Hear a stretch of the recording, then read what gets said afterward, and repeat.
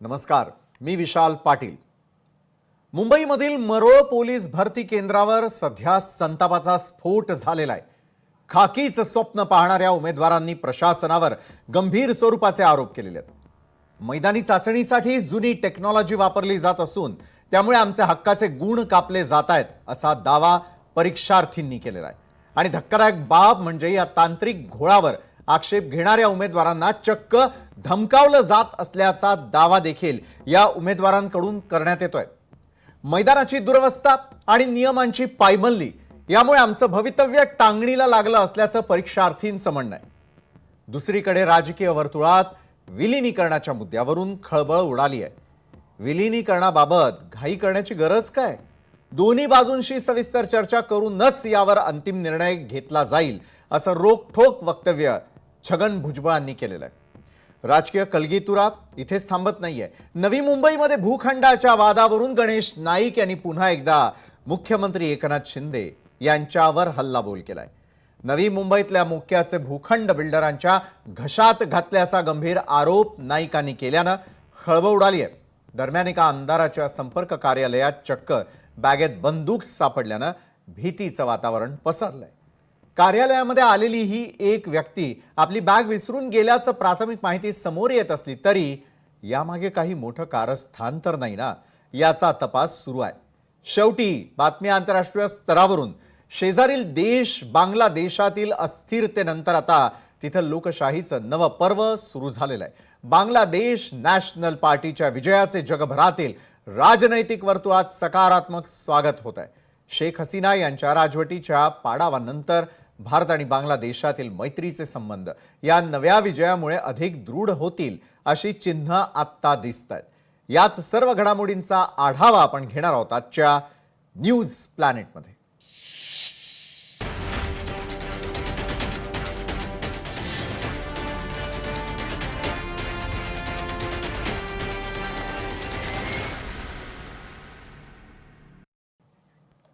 संपूर्ण राज्यभरामध्ये सध्याच्या घडीला पोलीस भरतीची प्रक्रिया मोठ्या उत्साहात सुरू आहे।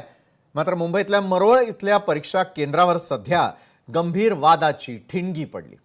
या ठिकाणी मैदानी चाचणीसाठी आलेल्या शेकडो उमेदवारांनी पोलीस प्रशासनाविरोधात संताप व्यक्त केलेला असून भरती प्रक्रियेच्या पारदर्शकतेवरच प्रश्नचिन्ह उपस्थित केलं।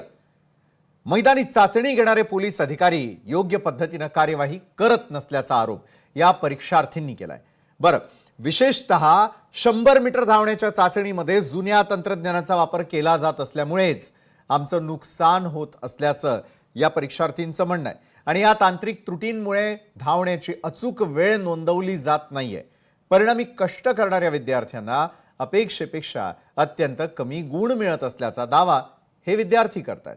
आणि धक्कादायक बाब म्हणजे ज्यावेळी विद्यार्थी या प्रक्रियेवर आक्षेप घेण्याचा प्रयत्न करतात तेव्हा त्यांना दाद मिळण्याऐवजी पोलीस अधिकाऱ्यांकडून धमकावलं जात असल्याचंही काही विद्यार्थ्यांनी सांगितलंय। आणि यामुळे आता मैदानात सध्या भीती आणि संतापाचं वातावरण आहे।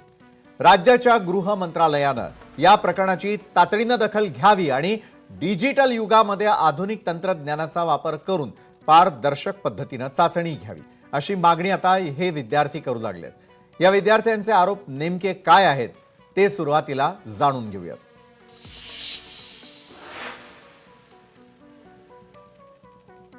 100 मीटर धावपट्टी अत्यंत खराब असल्याचा या परीक्षार्थींचा आरोप आहे। जुन्या तंत्रज्ञानामुळे गुणांचं मोठं नुकसान, धावण्याच्या वेळेमध्ये प्रचंड तांत्रिक घोळ आणि आक्षेप घेणाऱ्या विद्यार्थ्यांना पोलिसांनी धमकावलं। व्हिडिओच्या सुरुवातीचा भाग दाखवण्यास नकार करण्यात आलेला आहे। स्टार्टिंग पॉइंटवरती टायमिंग रेकॉर्ड मिळत नाही। कडक उन्हात चाचणी घेतली जाते, त्यामुळे नियमांची पायमल्ली एका बाजूला होतीये। घड्याळ जबरदस्तीनं काढून टाकल्याचा आरोपही होतोय।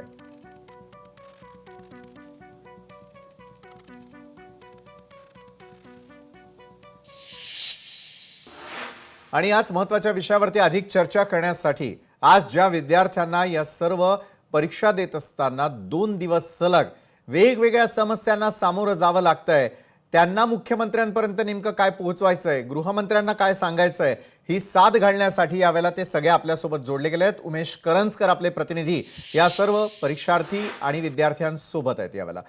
उमेश, खरं तर खूप महत्त्वाचं असतं की करिअरच्या एका योग्य पॉइंटला भरतीसारखा मोठा निर्णय घेतला जातो. अनेक जण त्यासाठी वर्षानुवर्षे काम करताना दिसून येतात. मात्र प्रत्यक्षात ज्यावेळेला भरतीची वेळ येते त्यावेळेला अनेक गोष्टींच्या अक्षरशः धिंडवडे निघत असल्याचं दिसतं. मुळात ज्या कारणांनी किंवा ज्या प्रकारच्या अटी शर्तींवरती त्या ठिकाणची भरती अपेक्षित आहे ते होत नाही. विद्यार्थ्यांना हव्या असलेल्या अपेक्षित चाचण्या होतात की नाही यावरती विद्यार्थी शंका उपस्थित करताना दिसतात. अशा अनेक गोष्टी आहे. या विद्यार्थ्यांच्या नेमक्या अडचणी मला तुमच्याकडून आणि त्यांच्याकडून जाणून घ्यायच्यात. उमेश.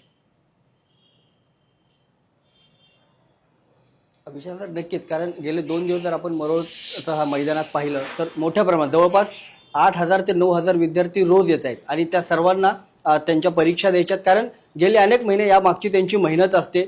पुढे आपलं भविष्य चांगलं होईल, एक पोलीस म्हणून, एक चांगले नागरिक म्हणून आपण देशामध्ये येऊ आणि यासोबतच आपल्या कुटुंबासाठी एक आधारस्तंभ बनवू. आणि या सगळ्या इच्छा अपेक्षा घेऊन हे सर्व विद्यार्थी जे तो महिना तयारी करतात, मैदानात येतात. मात्र मैदानात ह्या छोट्या छोट्या चुका ज्या आहेत ते त्यांचं करिअर बर्बाद करतंय का असा संशय आता या विद्यार्थ्यांना होतोय. या विद्यार्थ्यांच्या व्यथा मी स्वतः मैदानात जाऊन या मैदानाच्या बाहेरून पाहिलेल्या आहेत. अक्षरशः काही विद्यार्थी रडत रडत मैदानाच्या बाहेर येतात. काही विद्यार्थी आपल्यासोबत आहेत, त्यांच्याशी बोलून घेऊया की आज त्यांनी ज्यावेळेस परीक्षा दिली त्यावेळेस त्यांचा काय अनुभव होता आणि त्यांना नेमकं काय वाटलं. तू जेव्हा मैदानात गेला तर जवळपास किती वाजता सकाळी मैदानात गेला होता? सकाळी 8:30 वाजता गेलो. 8:30 वाजता. किती वेळ लागला सगळ्या चाचणीला? मी संध्याकाळी 6 वाजता आलो बाहेर. 6 वाजता? हा, 6 वाजता. म्हणजे या 100 मीटरची जे तू गेल्या काही तासापासून सांगतोयस का 100 मीटरची जी तुमची धावपट्टी आहे ती खराब आहे आणि त्याच्यामुळे जे चिप आहेत त्या चिप चांगल्या नसल्या कारणाने दोन्ही जे एंडिंग पॉईंट आणि स्टार्टिंग पॉईंट याचा काही ताळमेळ बसत नाही. काय परिस्थिती आहे तिकडे? मेन म्हणजे मुंबईमध्ये मी सोलापूरचं ग्राउंड देऊन आलेलो आहे आणि मी सोलापूरमध्ये दिलेलं आहे ग्राउंड आणि मला तिथं 12 मार्क पडलेले आहेत आणि दोन्हीकडे चिप असल्यामुळे तिथं मला 12 मार्क पडलेले आहेत. आणि इथं मुंबईला कसं झालंय, एकाच साईडला चिप आहे आणि ते पण एंडिंगला आहे आणि स्टार्टिंगला चिप नाही आहे. स्टार्टिंगला विसल आहे. ते विसल मारण्याच्या आधी तिने ते स्टार्टिंग पॉईंट स्टार्ट करालेत आणि त्याच्यामुळे आपल्याला तिथं 12 मार्क पडायचे सोडून 10 तरी निदान पडले पाहिजे. तिथं आपल्याला 8 पडले. त्यामुळे सोलापूरला किती पडले? मला सोलापूरला 12 मार्क आहेत आणि आता इथं मुंबईत किती पडले? मुंबईला 8 मार्क आहेत. मुंबईत 8 मार्क. 8 मार्क आहेत. म्हणजे ती चिप नसल्या कारणाने 4 सेकंदाचा फरक जो आहे तो त्याच्या या सगळ्या ह्याच्यावर मार्कावर पडलेला आहे असं त्याचं म्हणणं आहे. अजूनही विद्यार्थी हा पण सकाळी तिथे पोहोचला होता. तू पोहोचला होतास, काय नेमकी तिकडची परिस्थिती होती? पोलीस सहकार्य करत होते का? पोलीस कॉन्स्टेबल जे लोक होते सर ते सहकार्य सपोर्टिव्ह होते सर. त्याचे वरिष्ठ लोक होते ते सपोर्टिव्ह. म्हणजे ऑब्जेक्शन जरी घ्यायला गेलं सर ना सर ते खवळायचे सर. म्हणजे नाकारायचे ऑब्जेक्शन. ह्याने जे काय सांगितलं तरी सगळं बरोबर आहे सर. एकाही मुलाला म्हणजे 10 पेक्षा वर कुणालाच मार्क नाही सर. ज्यांनी म्हणजे सगळ्यांना विचारलं सर आम्ही ज्या आधी तुमचा म्हणजे 100 मीटरला किती म्हणजे बाहेर किती येत होते, दुसऱ्या जिल्ह्याला दिल्लीवर आणि अकॅडमीला असल्यावर किती येत होते असं सगळ्यांना विचारलं सर. त्यांनी म्हणले सगळीकडे माझा आउट ऑफ आहे आणि एक म्हणत होते 12च्या आत म्हणजे कधीच म्हणजे आलं नाही. अशांना पण 8 आणि 10 आलेत सर सगळे मार्क. 100 मीटरमध्ये खूप घोटाळा आहे सर. आणि गोळ्यामध्ये पण कसं आहे सर, गोळ्याला एकदम असं उंच ठेवलं सर जागा. म्हणजे गोळा ज्यांचं 9 मेजरमेंट 8.5 आहे सर, तसं 8.50 आणि ज्यांचं गोळा 9 9.5 पर्यंत जाते त्यांचंच गोळा आउट ऑफ जाऊ शकतं सर.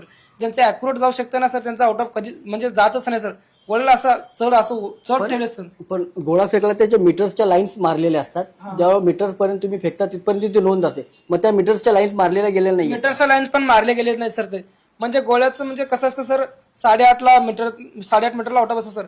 त्याच्यानंतर ना 12 मार्काला 7.50चं लाईन असतं सर. त्याच्यानंतर 7.5ला एक लाईन असते. त्याच्यानंतर 7चं एक लाईन असतं सर. ते कुठल्याच लाईनही नव्हत्या सर.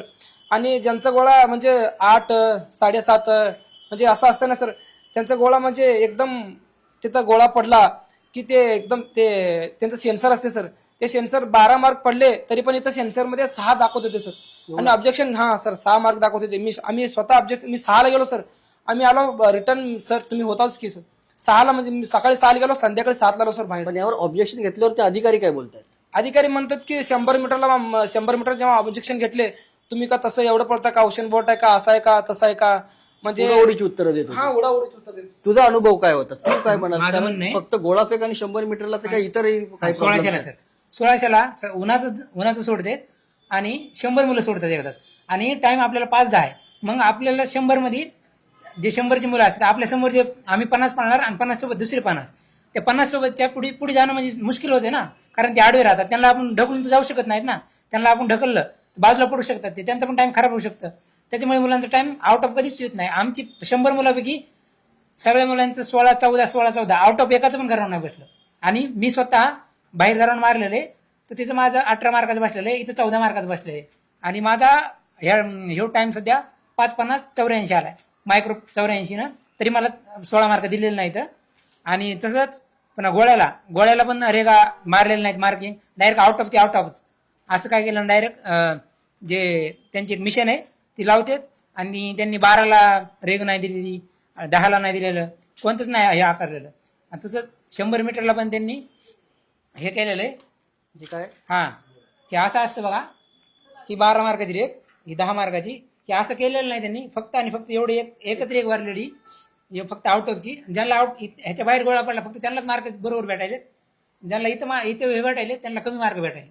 त्यांची अपेक्षा भंग व्हायला लागली ती. पण नेहमी अशा प्रकारच्या बार्किंग ते केलेले असतात, त्या केलेलं टायमाला नाही का त्यांनी. केलेलं नाहीये? ह्यांनी केलेलं नाही, ते केलेलं सांगितलं नाही, त्यांनी विचारलं होतं आम्ही, ते म्हणले आम्ही बरोबर मार्क देतो तुम्हाला मिशनीने, असं बोलायले. आणि वरिष्ठ सरला बोलायलो, तर ते वरिष्ठमध्ये तुम्ही तुमचा टाइम खराब येते, आम्ही कसं काय तुमचा कमी करू, म्हणजे mark ऐकून- कसे वाढवू? ते ऐकून घेत नाही. हा, कॉन्स्टेबल ते बरोबर होते, कॉन्स्टेबल ते सर्व चांगले सहकार्य करीत होते. तू काय सांगशील? कारण हे आता गोळाफेक आहे किंवा 100 मीटर आहे, इतरही म्हणजे जे उन्हामध्ये जास्त ऊन असेल तर धावायचं नसतं. काही वेळ जो परीक्षा थांबवली जाते, यासोबतच पाणी असेल, काही खाणं पिणं असेल, या सगळ्या सुविधा तरी देत आहेत का? खाण्यापिण्याची काही सुविधा नाही आहे तिथं. मला वाटतं की 2 वाजता घेऊन ये ग्राउंड, असं मला वाटतं. आणि 100चा प्रॉब्लेम आहे की 100चं लेन 3 आहेत, मला वाटतं 4 लेन असतो 3, पण पळताना शिट्टी लांब 100 एंडला असते, तिथनं आवाज येत, आम्हाला ऐकूच येत नाही इकडे. मग कसं आम्ही स्टार्ट मग घ्यावं हे मला कळलं नाही. 100 मीटर त्यामध्ये किती सेकंद तुमची वाया जातात जेमते? माझे नाही 15 सेकंद वाया गेली माझी. मी तिकडे 12 पडत होते, आता इथं मला 10 पडले. तुझी काय अनुभव होता आजचा पूर्ण दिवसाचा? माझा अनुभव कसा आहे की आता आम्ही सगळे पोरं आहे तर सकाळी लवकर जातो भरतीसाठी, का की लवकर गेल्याने काय होतो, आम्ही विचार करतो की लवकर झाले की लवकर ग्राउंड गेलं आमचं. तर पोरांची संख्या एवढी असते की दिवसाला 9,000 पोरं बोलवतात. त्यामध्ये पोरं काय करतात, भूक लागते म्हणून थोडं फळ फ्रूट वगैरे घेऊन जातात खाण्यासाठी वगैरे, नाही का, आता एनर्जी राहावं म्हणून. पण विषय असा होतो की पोरं जास्त पण खाल्ल्याने पोट वगैरे त्रास देईल पळताना, त्यामुळे जास्त घेऊन जातात, 1-2 फळ घेऊन जातात सोबत. नंतर विषय असा होतो की उशीर होतो तेवढं पोरं जास्त असल्यामुळे, का की डिटेल पण सोडतात किती 50-50ची एक डिटेल असते. अजून ते काय करतात 1600 मीटरला आज 3 डिटेल एकत्र करून 150 पोरांची 100 पोरांची डिटेल सोडलेली 1600 मीटरला.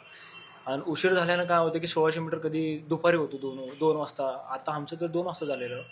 तर उन्हात पळण्यानं काय होतं, एकदम डोळ्यासमोर अंधार येतो, अजून तिथं ताकद कमी होती आमची, का की सकाळपासून जेवण नसतं, जेवण नसल्यामुळे ताकद नसते जास्त. ते पळण्यात आमचे जे मार्क वगैरे आम्ही प्रॅक्टिस करताना काढलेलं असतो, त्याच्या व्यतिरिक्त इथं जरा मार्क कमी येतात. तर त्यामुळे फक्त हेच विषय की उन्हात पळवणं जरा टाळावे, एकतर सकाळचं घ्यावे एकतर संध्याकाळच्या टाइम, म्हणजे 2 टाइम घ्यायला. पण तसा तर नियम आता कळलेलाच आहे ना, की जर कडक ऊन असेल तर मग दुपारी थांबवावे, सकाळी लवकर आणि संध्याकाळी त्या परीक्षा घेण्यात. मग त्या अंमलात काय आणल्या जाते? नाही सर, आता असं तर काय झालेलं नाही, का की आज 3रा दिवस आहे, आम्हाला पण जास्त काय अनुभव नाही. का की दुसऱ्या पोरांना पण 2 वाजता, म्हणजे आज आम्ही स्वतःच पळाले 2 वाजता, तर आम्हाला पळल्यानंतर नाही का डोळ्यासमोर अंधार येणं, का की पोटात अन्नच नाही आमच्या. काय जर खाल्लं तर अजून कुठं पळताना त्रास होईल, पोट त्रास देईल, त्यामुळे आम्ही जास्त काय घेऊन गेलेलं नाही. आणि त्यांनी स्वतः बोललेलं त्यांच्या परिपत्रकमध्ये 100 अजून 1600 मारल्यानंतर तुम्हाला ग्लुकोजचं पाणी वगैरे खाऊ वगैरे तुम्हाला वाढण्यात येईल. पण आम्ही त्याची अपेक्षा पण नाही करत की तुम्ही द्याल आम्हाला, नाही तर थोडं पिण्याचं पाणीचं वगैरे थोडं प्रॉब्लेम देतं, का की ते धूळ वगैरे पण भरपूर आहे तिथं. पळल्यानंतर सगळी धूळ आहे की सगळं नाकात जाणं, एकदम ठसकं बसणं, यामुळे थोडं पळताना पोरांना प्रॉब्लेम होता, अजून काय हाच विषय. तर विशाल सर, आपण पाहिलं असेल की हे आता सगळ्या जे विद्यार्थी सकाळपासून म्हणजे जवळपास 6 वाजल्यापासून हे सगळी विद्यार्थी ग्राउंडवर होते. आपण पोलीस होऊ, भविष्यात एक चांगले नागरिक होऊ, समाजासाठी काहीतरी करू, या सगळ्या आशा घेऊन हे सगळे पोरं मैदानात जातात. महिनोन ते लोक तयारी करतात. मात्र फक्त तांत्रिक चुकी असतील किंवा मग उडवाउडवीची या अधिकाऱ्यांकडनं जी उत्तरं दिली जातात त्यावरून ही पोरं कुठेतरी हताश होतात. मात्र त्यांची जिद्द अजून संपलेली नाही, अजूनही परीक्षा त्या देऊ. मात्र आमची मेहनत फक्त एका तांत्रिक छोट्याशा चुकीमुळे का त्याची माती व्हावी, हा जो सवाल या सगळ्या विद्यार्थ्यांनी इथं उपस्थित केलाय. नक्कीच. मात्र आता यावर पोलीस प्रशासन असेल, स्वतः गृह विभाग असेल किती गंभीर आहे हे आता पाहणं देखील तेवढंच महत्वाचं असणार आहे. विशाल. निश्चित गृह विभागापर्यंत सत्यता नेमकी काय आहे ते पोहोचवण्याचाच आपण प्रयत्न करतोय. उमेश पुन्हा एकदा आपल्याकडे येईलच, मात्र तत्पूर्वी बीडमध्ये पोलीस भरतीवेळी एका तरुणाचा मैदानातच हृदयविकाराच्या झटक्यानं मृत्यू झाल्याची घटना समोर आली होती. 1600 मीटर धावत असताना या तरुणाला भोवळ आली. त्याला भोवळ आल्यानंतर तातडीनं रुग्णालयात दाखल करण्यात आलं. मात्र डॉक्टरांनी रुग्णालयामध्ये दाखल केलेल्या उमेदवाराला डॉक्टरांनी मृत घोषित केलं. डिहायड्रेशनमुळे हृदयविकाराचा झटका आल्याचा प्राथमिक अंदाज डॉक्टरांनी व्यक्त केलेला आहे. दीपक वाव्हळ असं या तरुणाचं नाव होतं. दीपकचा भाऊ अक्षय वाव्हळ आपल्यासोबत यावेळेला जोडले गेलेले आहेत. दीपकजी, खरं तर म्हणजे दीपक यांच्याबरोबर जे काय घडलं ते अतिशय धक्कादायक स्वरूपाचं होतं. अक्षयजी, ज्यावेळेला एखादं कुटुंब भरतीसाठी आपल्या घरातील एका व्यक्तीला जाऊ देतं, मात्र ती व्यक्ती परत येणारच नाही, यापेक्षा मोठं दुःख ते काय काय घडलं होतं दीपक यांच्याबरोबर? हॅलो. अक्षयजी बोला, मला आवाज येतोय आपला. हा, ऍक्च्युली तो आदल्या दिवशी मी दीपकचा चुलत भाऊ आहे आणि त्याचा मित्रही आहे. ऍक्च्युली तो आदल्या दिवशी तयारीसाठी गेला होता आणि बरं. घरी सांगून गेला होता की आम्हाला की मी जात आहे आणि मी परत येईल तर यशच सोबत घेऊन येईल माझ्या, बरोबर. आणि मी अपेक्षा होऊन येणार नाही. आणि जवळपास गेली 3 वर्ष तो त्या परीक्षेसाठी अभ्यास करत होता. त्याचे रनिंग चालू होते, ते सगळं म्हणजे तो जीव झोकून त्याच्या जीवाचा सगळं काही प्रयत्न करून तो म्हणजे त्याला ते त्याचं स्वप्न पूर्ण करायचं होतं त्याला ते. पण दुर्दैवाची गोष्ट की आज त्याला त्या मैदानामध्येच त्याला त्याचा प्राण सोडावा लागलेला आहे. आणि मला हे कुठंतरी थोडंसं संशयास्पद वाटत आहे की पोलीस आणि लोकांनी मला फोन करून सांगितलं असं झालं, मी त्या ठिकाणी आलो, पण प्रशासनाने या ठिकाणी त्यांची थोडी तत्परता दाखवलेली नाही. माझ्या भावाची बॉडी ज्या स्ट्रेचरवरती होती, बेडवरती होती, त्याच्यावरती जो एक कपडा झाकायचा आहे तो कपडा देखील झाकण्यात आलेला नव्हता. आम्ही तिथे पोहोचेपर्यंत देखील त्याच्यावरती कपडा झाकण्यात आलेला नव्हता. हे किती वाईट म्हणावं. आणि त्याच्यानंतरही आम्हाला बाहेरून जाऊन कपडा घेऊन यावं लागलं. त्यानंतर चौकशी झाल्या, सह्या आमच्या घेण्यात आल्या, पण आम्हाला हे सांगण्यात आलं नाही की नेमकं हे कसं झालं. आता माझा एक प्रश्न आहे, ह्या प्रशासनाला माझा प्रश्न आहे, याला जिम्मेदार कोण? माझ्या भावाच्या मृत्यूला जिम्मेदार कोण? त्याचा जबाबदार कोण? जबाबदारी कोण घेणार? तो स्वतः स्वप्न पाहणार घेणार का जबाबदारी याची? स्वप्न पाहणं ही काही चूक आहे का? सामान्य कुटुंबातील ऊसतोड कामगाराची मुलं पोलीस होऊ शकत नाहीत का? त्याची जिम्मेदारी मला प्रश्न आला. आज परळीमध्ये मुख्यमंत्री साहेब उपस्थित होते, त्यांचा इथे कार्यक्रम झाला. त्यांना इथे का दखल घ्यावीशी वाटली नाही? त्यांना इथे गावात येऊन विचारपूस का करावीशी वाटली नाही? खरोखर अक्षय, तुमचा प्रश्न जो आहे तो आपण खरं तर मुख्यमंत्र्यांपर्यंत पोहोचवूयात, प्रशासनापर्यंत पोहोचवूयात. कुठल्या सुधारणा अपेक्षित आहे असं तुम्हाला वाटतं? दुसरीकडे दीपक हे एक प्रातिनिधिक उदाहरण आहे. आज आमच्या स्टुडिओमध्ये अनेक विद्यार्थी आहेत जे भरतीसाठी आलेले आहेत. त्यांना येणारा अनुभव त्याहीपेक्षा वेगळा आहे. ज्यावेळेला एक सर्क्युलर निघतं, त्या सर्क्युलरमध्ये असलेल्या आदेशांचं पालन होतंच भरती करणं अत्यावश्यक असताना तसं घडतं का? जीवानिशी ज्यावेळेला दीपक सारखा एखादा होतकरू तरुण जातो त्यावेळेला हे किती मोठं नुकसान आहे. या पुढच्या काळात आणखी कोणी दीपक असे होऊ नयेत याविषयी काय वाटतं अक्षय? मला असं वाटतंय की प्रशासनाने याची पूर्णपणे काळजी घ्यायला पाहिजे. जे विद्यार्थी भरतीसाठी येत आहेत त्यांना तिथे थोडीफार अल्पोपहाराची व्यवस्था करण्यात आली पाहिजे, पाण्याची व्यवस्था करण्यात आली पाहिजे. आता भरती करणारे जे मुलं आहेत त्यांच्याशी प्रथम दर्शन ज्यावेळेस मी माहिती घेतली त्यावेळेस लक्षात आलं की त्या मुलांना तिथे व्यवस्थित वागणूक दिल्या जात नाही. थोडीफार इकडे तिकडे चोबूळ केली तरी पोलीस त्यांच्या हातातले दांडुक्याने मारतात, त्यांच्यावर दबाव टाकतात. आणि दुसरी गोष्ट महत्वाची म्हणजे की सकाळी तुम्ही मुलांना 6ला 5 वाजता ग्राउंडला बोलवता आणि दुपारी भर उन्हामध्ये 1 वाजता पळवता. मग सकाळी त्यांनी काय खाल्लंय किंवा नाही खाल्लंय याचा विचार तुम्ही केलेला आहे का? मला वाटतं ह्या बाबतीमध्ये माझ्या भावाला अजूनही पूर्णपणे न्याय मिळालेला नाही आणि त्याला न्याय मिळणं गरजेचं आहे. अतिशय हालाकीच्या परिस्थितीतून तो प्रयत्न करत होता. त्याचं स्वप्न होतं पोलीस व्हायचं, ते स्वप्नच राहून गेलेलं आहे आणि शासनाकडून कुठल्याही प्रकारची कसलीही मदत झालेली नाही आतापर्यंत. कुठल्याही प्रशासकीय अधिकारी किंवा अधिकृत व्यक्ती शासनाचा इथपर्यंत आमच्या घरापर्यंत पोहोचलेला नाही. ही शासनाची यामधली उदासीनता दिसून येते. बरं, म्हणजे पोलीस भरतीवरून होत असलेल्या गंभीर स्वरूपाचे हे सगळे आरोप आहेत. काय नेमकी सद्य परिस्थिती आहे तीच सरकारसमोर मांडण्याचा आमचा हा अतिशय प्रामाणिक प्रयत्न आहे. धन्यवाद अक्षय, तुम्ही आमच्यासोबत जोडला गेलात आणि दीपक आणि त्यांच्या कुटुंबियांना कुठल्या गोष्टींना सामोरं जावं लागलं हे अवघ्या महाराष्ट्राला तुम्हीच सांगितलं. दरम्यान माजी पोलीस अधिकारी धनराज वंजारी आणि पोलीस भरतीचं प्रशिक्षण देणारे सागर खालकरही आपल्यासोबत यावेळेला जोडले गेलेले आहेत. दोन्ही मान्यवरांचं स्वागत करतो आणि आता थेट पुन्हा एकदा आपल्याला विषयाला हात घालावाच लागेल. सागरजी, किती तयारी करावी लागते आज विद्यार्थ्यांना? एकेका जागेसाठी किती फॉर्म भरले जातात आणि फॉर्म भरून एक मोठा आपण अधिकारी व्हावं, काहीतरी आपल्या कुटुंबासाठी करावं याची स्वप्न घेऊन आल्यानंतर प्रत्यक्ष ग्राउंडवरती ज्या वेळेला तुम्ही परफॉर्म करत असतात तिथली सद्य परिस्थिती काय आहे? कळू द्यात महाराष्ट्राला, कळू द्यात मुख्यमंत्र्यांना. सागरजी. सर आवाज येतोय माझा? येतोय, बोला. जय महाराष्ट्र सर्वांना. तर सर बघितलं गेलं तर ही जी 2025-26 ची जी पोलीस भरती चालू आहे याला साधारणतः 17 लाख फॉर्म आलेले आहेत बर. आणि जागा ह्या 15,000 आहेत. मग तसा जर विचार केला तर 1 लाख फॉर्म मागे म्हणजे 1,000च विद्यार्थी पोलीस होणार आहे. 99,000 मुलं हे बेरोजगार राहणार आहे. सर्वात महत्वाचा मुद्दा म्हणजे गंभीर आहे. आणि भरती करणारी सर्व विद्यार्थी हे गरीब आणि एकदम शेतकरी कुटुंबातील आहे. आणि जे आता सध्या बघायला गेलं तर सर्व जे चिपचा घोटाळा चालू आहे, आपण घोटाळाच म्हणावं लागेल, हा माझा स्पष्टपणे आरोपच असेल.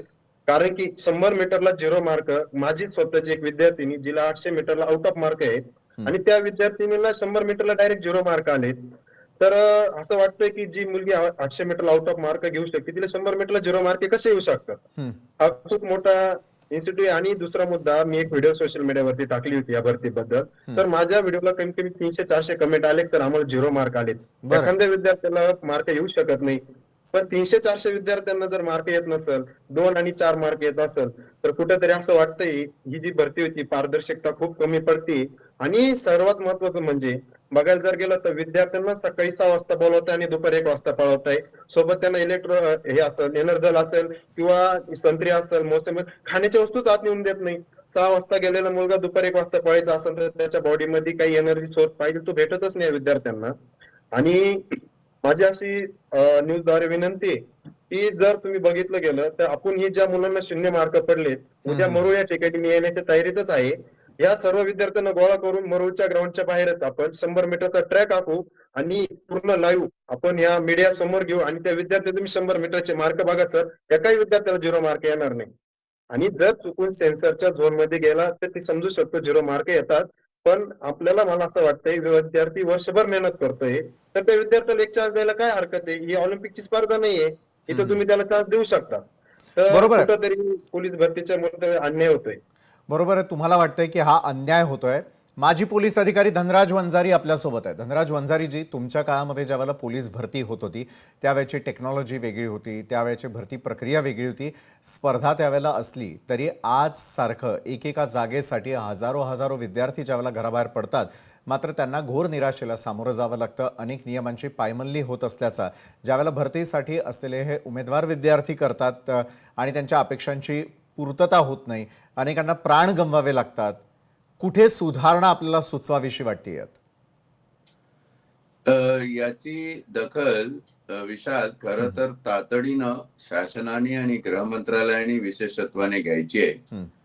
आणि ही दखल एवढ्यासाठीच घ्यायची आहे की आजचा जो उद्रेक दिसतोय बीड मधला, मालाड मधला, तर तुझा संवाददाता बोलत होता, काही विद्यार्थी बोलत होते, तर शासनाने हे प्राथमिकतेने लक्षात घ्यावं की तरुणांमध्ये जो बेरोजगारी बद्दलचा असंतोष आहे आणि ज्या पद्धतीने हे तरुण आता बोलायला लागलेले आहेत, तर हा असंतोष त्यांच्या मनातला जो आक्रोश आहे तो कुठेतरी शमवण्यासाठी एक वेगळी यंत्रणा किंवा एक कंप्लेंट रिड्रेसल ज्याला म्हणता येईल अशा प्रकारचं तातडीने शासनाने हे करावं. आता ही जी व्यवस्था आहे, कंप्लेंट कोणाची असेल, कोणाला काही ऑब्जेक्शन असेल तर त्याचे ग्रीव्हन्सेस तो देऊ शकतो, रायटिंग मध्ये देऊ शकतो.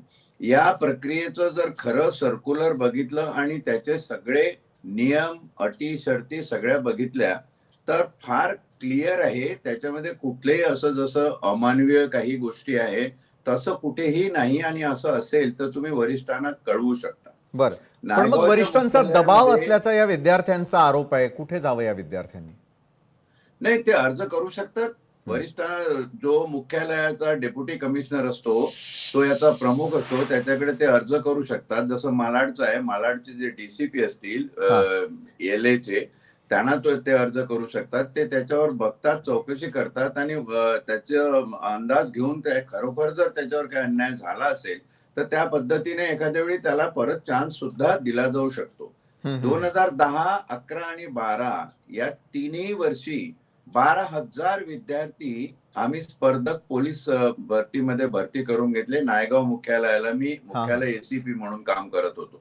तेव्हा डीसीपी होते माझे मनोज लोहिया. त्यावेळी जे सर्क्युलर्स तयार झाले होते आणि जे लोक आता तिथे टायमिंगचं काही प्रॉब्लेम उपस्थित केले विद्यार्थ्यांनी, स्पर्धकांनी, त्या टायमिंग बद्दल किंवा एकंदर प्रक्रियेबद्दल जी लोक फिजिकली हँडल करतात या कंडक्ट करण्यासाठी स्पर्धा, त्यांना विशेषत्वाने वर्ग घेऊन सगळ्या बाबी नीट समजावून दिल्या जातात. आता हे प्रमुख ऑब्जेक्शन मला इथं दिसतं बीडमध्ये आणि इतर असतं की 6 वाजता सकाळी बोलवतात आणि दुपारी 10 वाजता लावतात. आता याच्यामध्ये कसं आहे की 6 वाजता बोलवतात म्हणजे तो रोल कॉल अटेंडन्स असतो, किती विद्यार्थी आज आहे आणि त्याने किती तुकड्यामध्ये आपल्याला डिव्हाइड करायचं आहे आणि कुठे कुठे पाठवायचं आहे. 4 स्पर्धा असतात, एक रनिंग असते, गोळाफेक, लांब उडी आणि एक तुमचं पुलअप्स. तर या चारही मध्ये विभागणी करण्यासाठी हा वेळ लागतो. आणि असं नाही की समजा आता तो सकाळचं एक झालं, रनिंग झालं असेल किंवा गोळाफेक झाला असेल तर त्याला लगेच रनिंगला देतात. तो एक राऊंड मध्ये, सर्कल मध्ये त्याचा वेळ येतो, मध्ये विश्रांतीला वेळ असतो.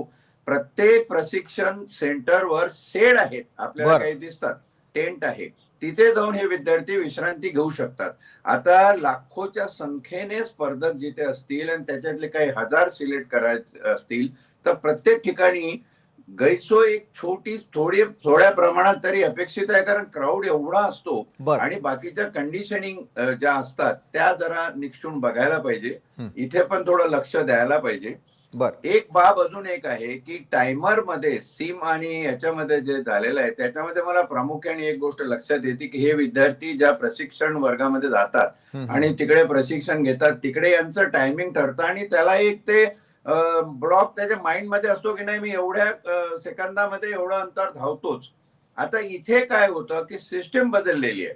म्हणजे टायमर घेतला आणि व्हिसलवर जर वाजवलं तर त्याचं टायमिंग कमी झालं असं त्याला सांगायचं, म्हणजे टायमिंग वाढलं म्हणजे मार्क कमी झाले असं त्याला जे ऑब्जेक्शन आहे.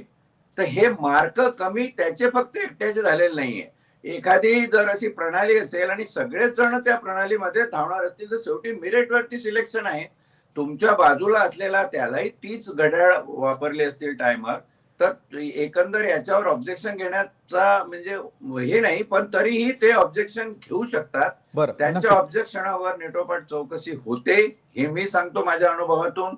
इतपर ही व्यवस्था अजून जास्त कशी आपल्याला निर्मळ आणि चांगली सुनियोजित करता येईल याचा विचार मात्र शासनाने तातडीने करायचा आहे. नक्कीच शासनाने हे सगळं करायलाच हवं. जाता सागरजी मला आपल्याला विचारायचं, साधारणतः महाराष्ट्रात अनेक ठिकाणी यावेळेला भरती सुरू आहे. किती विद्यार्थी तुमच्यापर्यंत पोहोचलेले आहेत किंवा किती विद्यार्थ्यांच्या साधारणतः याच समस्या आहेत ज्या समस्यांचं समाधान कुठेतरी भरती प्रक्रियेच्या बाबतीतल्या थोड्याफार सुधारणा करून करण्यात यावं असं तुम्हाला वाटतं? अगदी थोडक्यात सागरजी. तर माझ्याकडे जवळजवळ आता 500-700 मुलांचे मेसेज आलेले आहेत की सर आम्हाला 100 मीटरला डायरेक्ट 0 मार्क आलेले आहेत. याच्यावरती तुम्ही एक ऑब्जेक्शन घ्या, तुम्ही काहीतरी करू शकतात, कारण की आपलं सोशल मीडिया खूप स्ट्रॉंग असल्यामुळे मुलांना माझ्याकडून एक अपेक्षा होती. आणि सेकंड मुद्दा असा की सर मला एका विद्यार्थिनीचा मेसेज असा होता, त्याची आई वारलेली, वडिलांना पॅरलेस आहे, मुलगी काम करून शिकत होती आणि त्या मुलीला 47 मार्क पडताना मी स्वतः तिची टेस्ट घेतलेली आहे, ते पण सेन्सर पद्धतीने. जालना या ठिकाणी जे चिपचे डेमो घेत आहे आता पोलीस भरतीचा तोच डेमो आपण आपल्या अकॅडमी मध्ये घेतला होता. त्यामुळे 47 मार्क होते आणि मुंबई भरतीला तिला 24 मार्क आले. त्या मुलीचे आजही मेसेज आहे, मी तुम्हाला स्क्रीनशॉट नक्कीच शेअर करेल. सुसाईड सारखा विचार करायला सुरुवात केली आहे. तर मला असं वाटतंय, माझा आरोप आहे सर ही भरती प्रक्रिया ही पारदर्शक होतच नाही.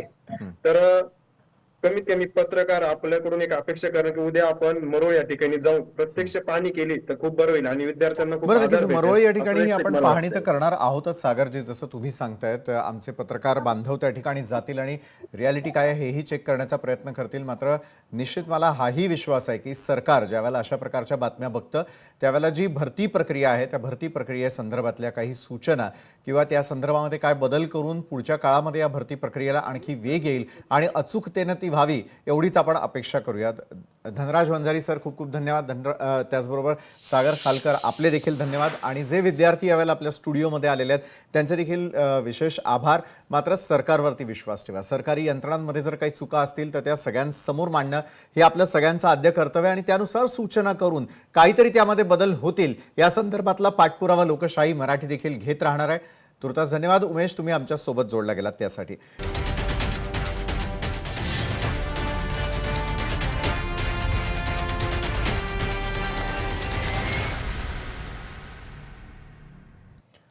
ब्रेकनंतर न्यूज प्लॅनेटमध्ये आपल्या सगळ्यांचं पुन्हा एकदा स्वागत. गेल्या काही दिवसांपासून दोन्ही राष्ट्रवादी काँग्रेसच्या विलिनीकरणाबाबत जोरदार चर्चा रंगल्यात. मात्र आता यावर छगन भुजबळ यांनी अत्यंत महत्त्वाचं आणि रोखठोक भाष्य केलंय. छगन भुजबळ यांनी विलिनीकरणाच्या घाईवर प्रश्नचिन्ह उपस्थित करत थेट सवाल केलेला आहे की दोन्ही राष्ट्रवादींच्या विलिनीकरणाबाबत एवढी घाई करण्याची नक्की गरज काय? भुजबळांच्या या विधानामुळे राजकीय वर्तुळामध्ये चर्चांना उधाण आलेलं असून विलिनीकरणाचा मार्ग तितकासा सोपा नसल्याचे संकेत मिळत आहेत. विलिनीकरणाचा कोणताही अंतिम निर्णय हा सहजासहजी होणार नाही, तर दोन्ही बाजूंनी सविस्तर चर्चा करूनच यावर योग्य तो निर्णय घेतला जाईल असं देखील भुजबळांनी म्हटलंय. दुसरीकडे शरद पवारांच्या राष्ट्रवादीचे प्रदेशाध्यक्ष शशिकांत शिंदे यांनी देखील आपली प्रतिक्रिया दिलेली आहे, ती देखील पाहूयात. रोज विलिनीकरण काय ही चर्चा आहे? विलिनीकरणाचं काय करायचं? आजही करता येईल, 1 महिन्याने करता येईल, 2 महिन्याने करता येईल. घाई करण्याचं काय कारण काय आहे? एवढे मोठे निर्णय जे आहेत हे दोन्ही बाजूच्या लोकांनी चर्चा करूनच होईल ना, तर ते होईल. त्याच्याबद्दल एवढी घाई करायचं काही कारण नाही. नवीन तिथे कॅप्टन आलेले आहेत, काय त्यांना बसू द्या, त्यांना काम करू द्या, त्यांना समजून घेऊ द्या, नंतर बघतील ते काय करायचं ते. आज आमच्या समोर हा विषय खरोखरच नाही. आमच्याकडून अजिबात गडबड नव्हती. दादांचं हे झाल्यानंतर त्यांची चर्चा सुरू झाली, त्यांनी चर्चा दिल्यानंतर आम्ही फक्त सत्य बोललो, शपथपूर्वक बोललो. त्यानंतर आम्ही कधीच बोललेलो नाही.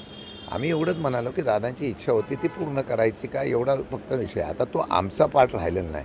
म्हणून आम्ही त्या दिवसापासून ज्यावेळेला ह्या चर्चेवर सातत्याने चर्चा व्हायला लागल्या त्या दिवसापासून आम्ही ठरवलं याच्यावर आता भाष्य करायचं नाही. तर न्यूज प्लॅनेटमध्ये इतरही महत्त्वाच्या घडामोडी एका छोट्याशा ब्रेकनंतर.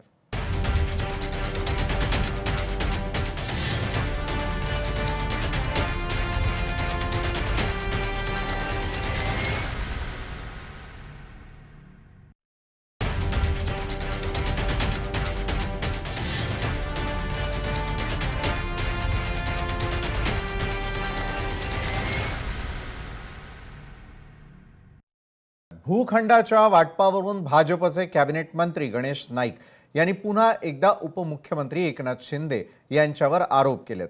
महापालिका निवडणुकीमध्ये भाजपचे गणेश नाईक आणि उपमुख्यमंत्री एकनाथ शिंदे यांच्यामधील राजकीय संघर्ष शिगेला जाऊन पोहोचलेला होता. आता गणेश नाईक यांनी पुन्हा एकदा उपमुख्यमंत्री एकनाथ शिंदेंना लक्ष्य केलेलं आहे. मी ज्या मंत्रिमंडळात आहे त्या मंत्रिमंडळातील नगरविकास खात्याच्या लोकांनी असे कर्मदरिद्री काम केलेलं आहे असं म्हणत गणेश नाईकांनी नगरविकास विभागानं नवी मुंबईतील भूखंड बिल्डरांच्या घशात घातल्याचा आरोप केलाय.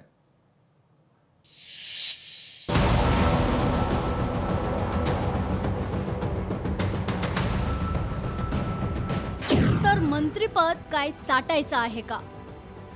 गणेश नाईकांचा पुन्हा एकनाथ शिंदेंवर हल्ला. नवी मुंबईतील भूखंड बिल्डरांना दिल्याचा आरोप. हे भूखंड बिल्डर लोकांच्या घशात यांच्या दलालांनी घातले. मला या गोष्टीची लाज वाटते की ज्या मंत्रिमंडळामध्ये मी आहे त्या मंत्रिमंडळामधल्या नगरविकास खात्याच्या लोकांनी अशा प्रकारचा कर्मदरिद्रीपणा केला. आणि मुख्यमंत्र्यांना सांगणार आहे, माझा जर राग जर शांत व्हायची तुमची इच्छा असेल तर त्या ठिकाणी सिडकोकडून MIDC कडून नवी मुंबई महापालिकेला विकासाकरता जनतेच्या हिताकरता जे भूखंड देऊ घातल्यात ते लगेच देण्याची व्यवस्था करा. या शब्दात गणेश नाईक यांनी उपमुख्यमंत्री एकनाथ शिंदे यांच्या विरोधातील आरोपांचा पाढा वाचलाय. यामुळे दोघांमधील संघर्षांची धार अधिक तीव्र झाली. नवी मुंबईतील वाशी येथे आयोजित जनता दरबारात गणेश नाईक यांनी हा संताप व्यक्त केलाय. त्यावेळी त्यांनी संबंधित अधिकाऱ्यांनाही खडेबोल सुनावले.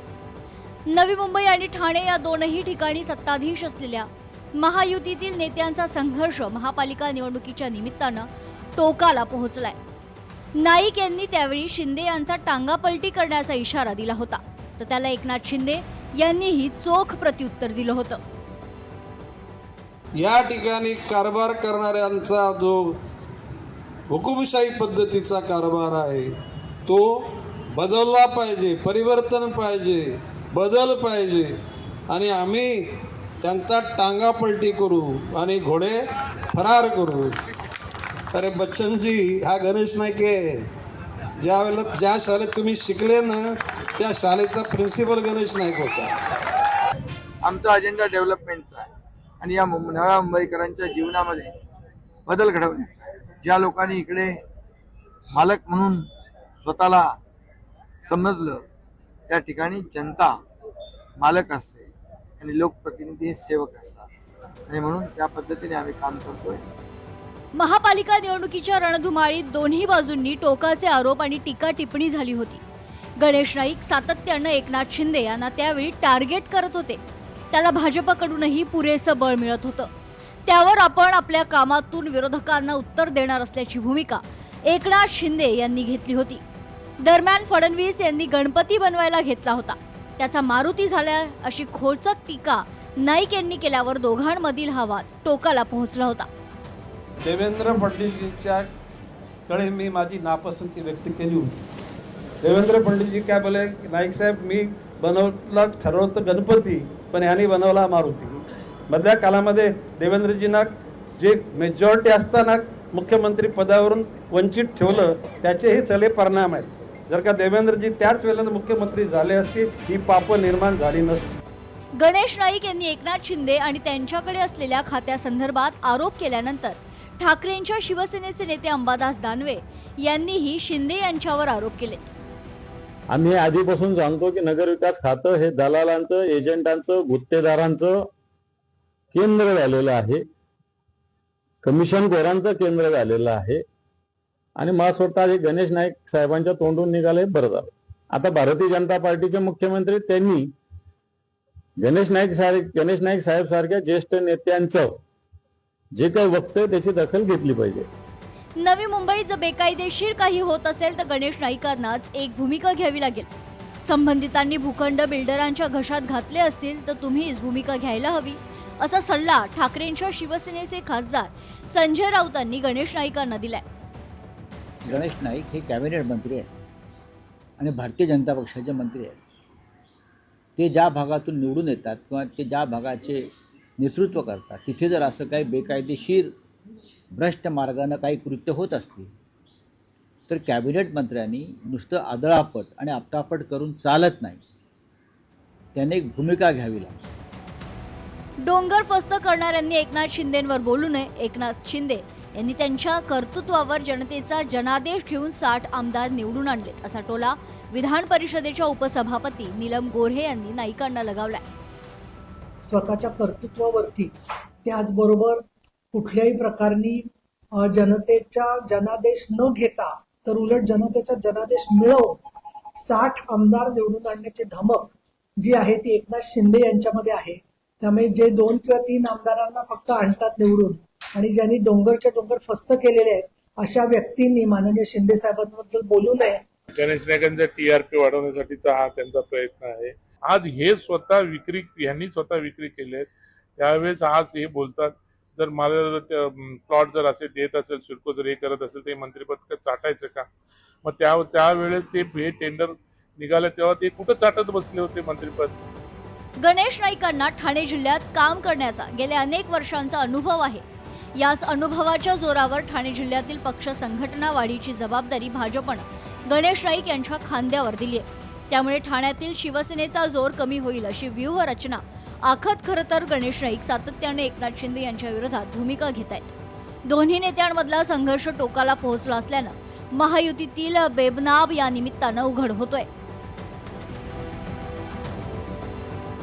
ब्युरो रिपोर्ट, लोकशाही मराठी, मुंबई.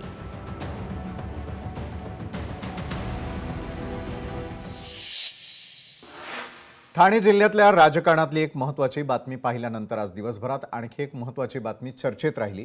ती म्हणजे भाजपचे आमदार संजय केणेकर यांच्या कार्यालयात बंदूक सापडली.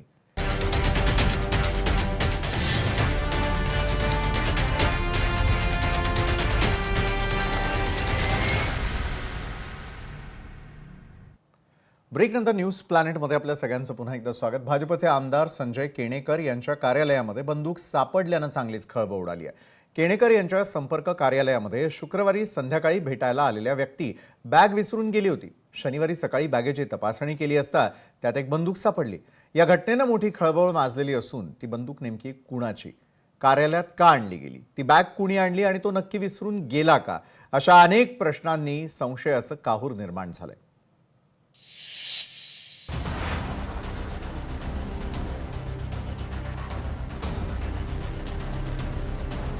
आमदाराच्या कार्यालयात सापडली बॅगमध्ये बंदूक. संपर्क कार्यालयात आलेली व्यक्ती बॅग विसरून गेली. राजकीय वर्तुळात भीतीचं वातावरण. भाजपचे आमदार संजय केणेकर यांच्या छत्रपती संभाजीनगर येथील संपर्क कार्यालयाबाहेर एक बंदूक आढळली. संपर्क कार्यालयामध्ये भेट देण्यासाठी आलेल्या एका इसमाच्या बॅगेत ही बंदूक आढळली.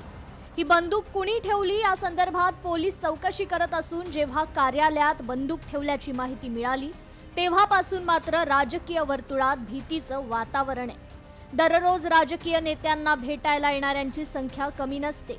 आता या घटनेनं परिसरातही भीती आणि गोंधळाचं वातावरण निर्माण झालंय.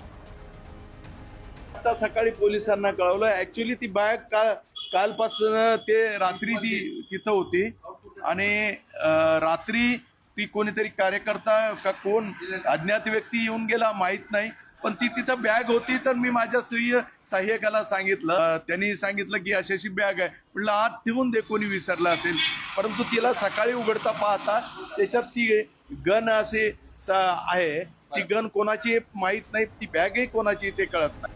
कमरेला लटकवले जाणाऱ्या पाऊच मध्ये ही बंदूक ठेवलेली होती आणि तो पाऊच बॅगेत होता. संपूर्ण प्रकार समोर आल्यानंतर पोलिसांनी जेव्हा ही बॅग खोलून बंदूक उघडून पाहिली तेव्हा समजलं की ही बंदूक एअर पिस्तूल आहे. लोकप्रतिनिधीच्या कार्यालयात अशा प्रकारे शस्त्र आढळल्यानं लोकप्रतिनिधींच्या सुरक्षेचा मुद्दा ऐरणीवर आलाय. आम्हाला ते बॅग मध्ये एक एअरगन सारखं पिस्टल दिसत आहे. आम्ही ते आमचा पंचनामा करून आमचे ताब्यात मध्ये घेतलेली आहेत. आम्ही पुढील तपास करू, सीसीटीव्ही फुटेज चेक करू, यांच्याकडे जे व्हिजिटर्स येतात त्यांचं व्हिजिटर रजिस्टर वगैरे असेल त्याची चेकिंग करू आणि ते तपासमध्ये निष्पन्न करून पुढील कारवाई करू. केणेकरांच्या कार्यालयातील सीसीटीव्ही फुटेजद्वारे या आरोपीची ओळख पटवण्यात आली असून क्रांती चौक पोलिसांनी रितेश संतोष होळकर या आरोपीला ताब्यात घेतलंय. या तरुणाची कुठलीही गुन्हेगारी पार्श्वभूमी नाहीये, परंतु त्याने ही गन कशासाठी घेतली होती त्याची कसून चौकशी करण्यात येतेय. ती गन ताब्यात घेऊन आम्ही रीतसर पंचनामा करून ती जप्त केलेली आहे. त्यानंतर त्याचा शोध घेतला असता ती गन एअरगन रितेश संतोष होळकर नावाच्या तरुणानं विकत घेतलेली. त्यास आम्ही सातारा परिसरातून ताब्यात घेतलेलं आहे आणि रीतसर गुन्हा दाखल करण्याची कारवाई चालू आहे. लोकप्रतिनिधींना जनतेचे प्रश्न सोडवण्यासाठी लोकांमध्ये जास्तीत जास्त फिरावं लागतं. स्थानिक नागरिक त्यांचे प्रश्न घेऊन लोकप्रतिनिधींना भेटतात. भेटायला येणाऱ्यांची तपासणी करणे तसेच भेटी टाळणे या गोष्टी थोड्या किचकट आहेत. मात्र हे शस्त्र आढळल्यानं भीतीचं वातावरण आहे.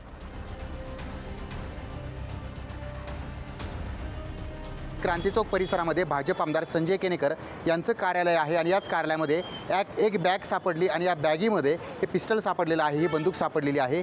आता लोकप्रतिनिधीच्या कार्यालयामध्ये जेव्हा पिस्टल सापडते, बंदूक सापडते, तेव्हा लोकप्रतिनिधींमध्ये सुद्धा भीतीचं वातावरण निर्माण होतं आहे. सचिन बडे, लोकशाही मराठी, छत्रपती संभाजीनगर. ब्रेकनंतर आपल्या सगळ्यांचं पुन्हा एकदा स्वागत. बांगलादेशातील संसदीय निवडणुकीमध्ये बांगलादेश नॅशनलिस्ट पार्टी अर्थात BNPला स्पष्ट बहुमत मिळाल्यानं भारत बांगलादेश संबंधांमध्ये गेल्या 18 महिन्यांमधील तणावानंतर सकारात्मक कलाटणी येण्याची शक्यता असल्याचे सामरिक तज्ज्ञांचं मत आहे. 2 दशकांनंतर BNP पुन्हा सत्तेत आल्यानं भारत आणि बांगलादेशचे संबंध अधिक दृढ होणार आहेत. 2024 मध्ये विद्यार्थ्यांच्या आंदोलनानंतर शेख हसीना यांच्या 15 वर्षांच्या राजवटीचा अंत झालेला होता. त्यानंतर निर्माण झालेली राजकीय पोकळी, अस्थिरता आणि अल्पसंख्याकांवरील हल्ल्यांच्या पार्श्वभूमीवर ही निवडणूक पार पडली. BNPच्या या विजयाचे भारतीय राजनैतिक वर्तुळामध्ये सकारात्मक स्वागत होताना दिसतंय.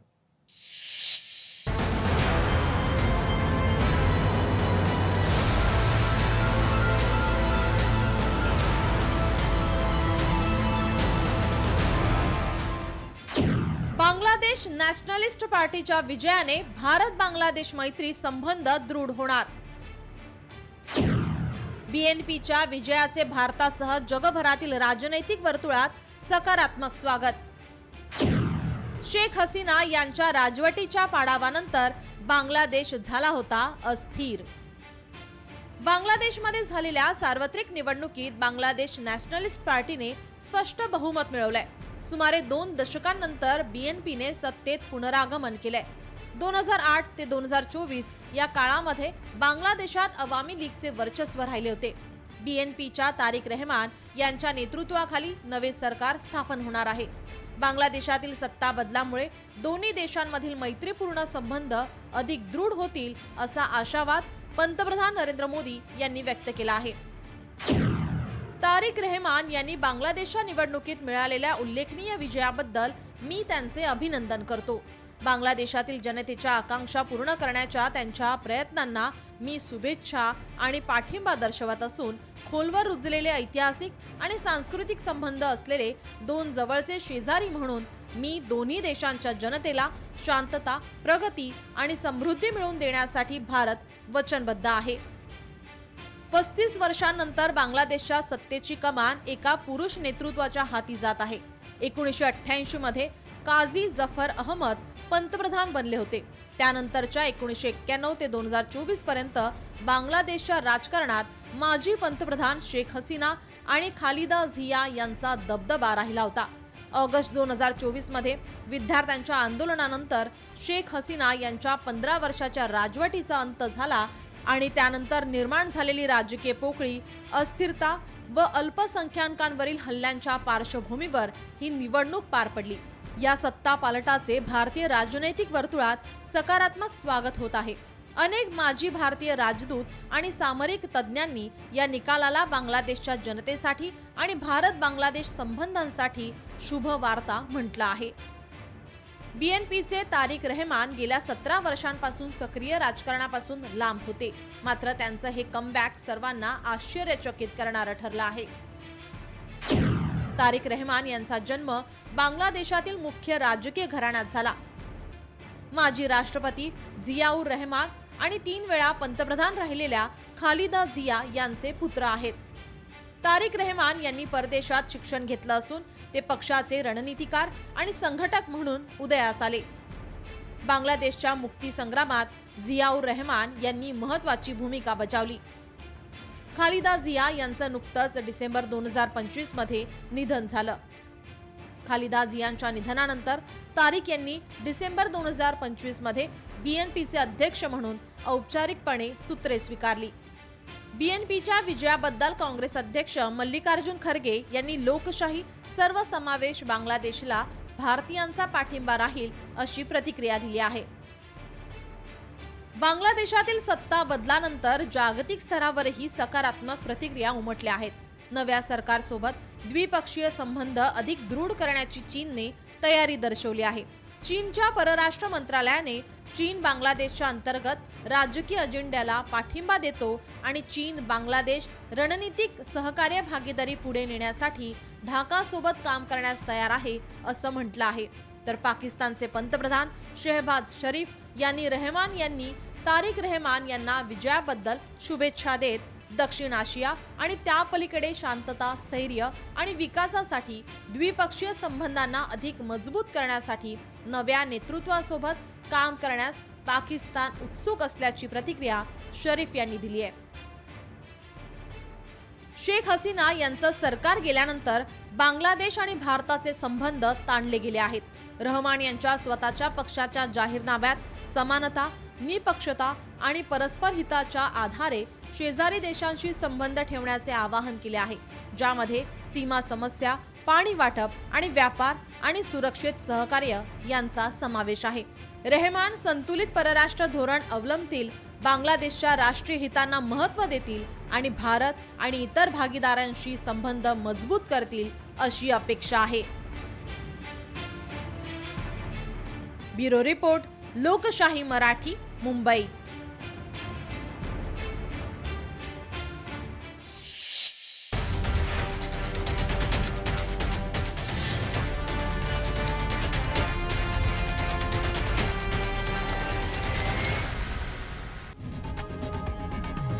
लोकशाही मराठी, ऐका, पहा, जागरूक रहा.